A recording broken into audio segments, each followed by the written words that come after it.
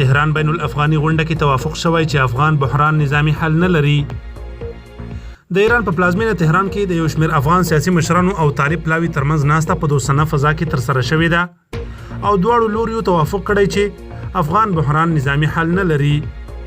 د تهران د بین الافغاني غونډې ګډه اعلامیه کې چې په قطر کې د طالبانو د سیاسي دفتر ویان ډاکټر محمد نعیم په خپل ټوئیټر پاڼه خپره کړې راغلي. په دې ناسته کې دواړو لوریو ټینګار کړی چې افغان بحران نظامی حل نه لري او د سولې هڅې باید ګړندۍ شي.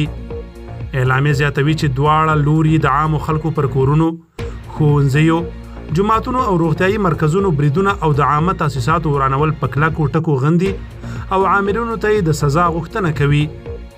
دغه راز په ګډه اعلامیه کې په افغانستان کې د سولې او ثبات د تامین په اړه د ایران هڅې ستایل شوي او له میلمه پالنې هرکلی شوی دی.